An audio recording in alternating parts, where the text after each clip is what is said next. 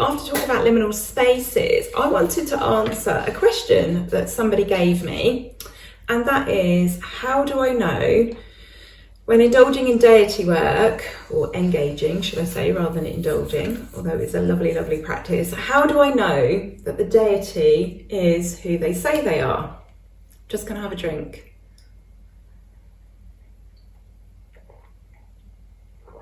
And a deep breath.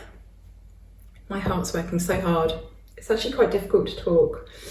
So, to answer this question, how will I know if a deity is who they say they are? A deity will not tell you, they will show you.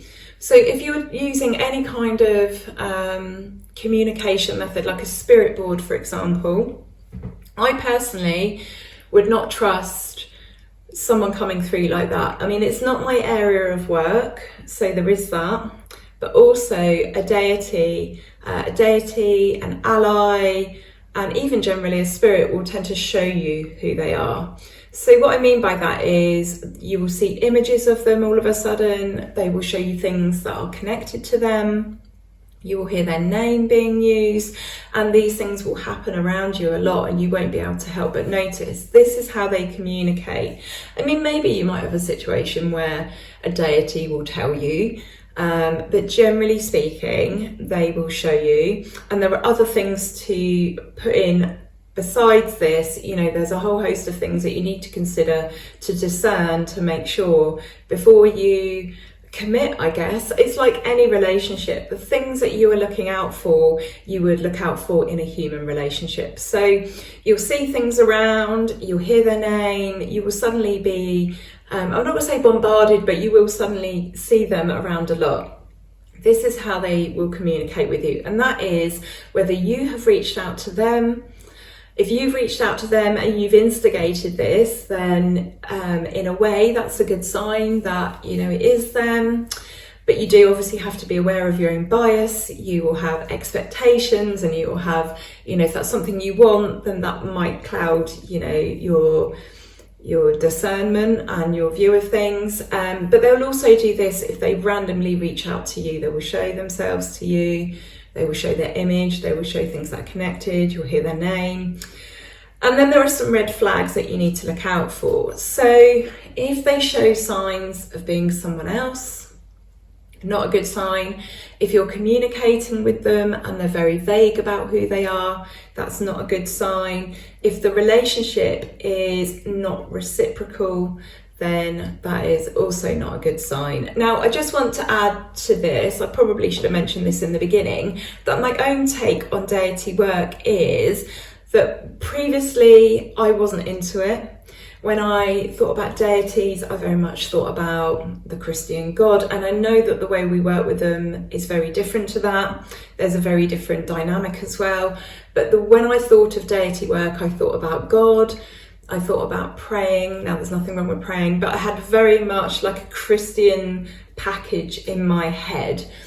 And even when it came to the goddess and the god, I just couldn't really sort of see them as separate beings that are sort of above and having control and influence, and I still don't, to a degree. I see them very much as representations of parts of us, you know, spirit within us, without us, you know, dualities, you know, just expressed as a divine masculine and a divine feminine.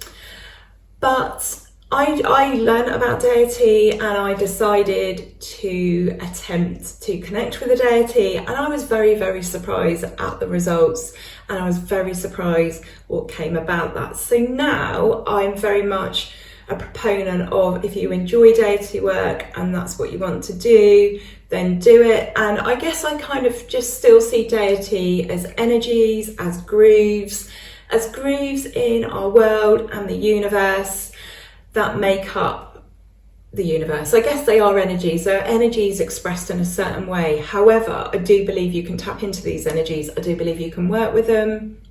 I do believe that they are certain archetypes, they have names that they've been given, and by us all using these names, it just kind of cements that track, that groove, that indentation that we can all, use and fall into. So that is my take on deity work. Going back then to the red flags, you should have concerns if they ask you to do something that you don't want to do. Not so much that you don't want to do, but something that feels inappropriate, that doesn't feel right. If they give you an icky feeling, stay well clear. They would never ask you to hurt yourself or others. They would very much respect your boundaries and be okay with that, and would expect you to respect their boundaries.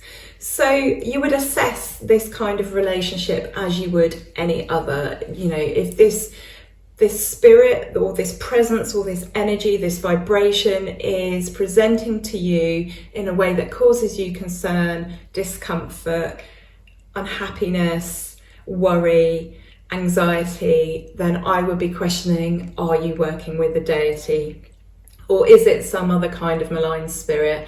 The belief there is that obviously there are some energies and entities that are not good, that seek the energy of others, or they like causing disruption. Obviously it depends what your take is on all of this. Again, it's a very, very personal subject, isn't it? Because when I talk about malign energies, I'm not sure where I stand with that. But there are bad people in the world. They have bad energy. So witchcraft is balance, isn't it? It's about a balance between all sorts of things, light, dark, good and bad. Those things, when I say light and dark and good and bad, I'm not putting them together. Don't see the dark as bad. They're necessary for balance. The dark isn't bad. When I think of the dark, I think of winter, I think of hibernating, I think of growth of plants, stuff like that. I just want to make that very, very clear. There's no light is good, dark is bad. I'm just putting those next to each other, feminine, masculine, but they don't necessarily conflate with each other. So yeah, it's all about balance, isn't it, witchcraft? And I am approaching this topic of deity from someone who didn't really, I don't want to use the word believe because I'm not sure that's the right word, but someone who just didn't feel like they fit into the deity kind of framework. I'm very much about the ancestors. That's very much where my thoughts and feelings lie in regards to my practice. However, I have worked with a deity. I've attempted it. I've reached out to a deity. A couple now, one that has made contact with us, me, and one that I have specifically set about to contact and to work with, and in both cases. So that's one where I've reached out and one where one has reached out to me. And it's quite life-changing and profound. So yeah, I just thought I'd answer that question. How do I know if a deity, and we'll back that up with ally and spirit, how do I know if one of these is not who they say they are, whether you've reached out to them or they've reached out to you? That's how you would know. There's some other things as well. We'll go over that perhaps in another video or some other way of teaching, but definitely in another video. But yeah, I thought I'd get those things straight with you guys.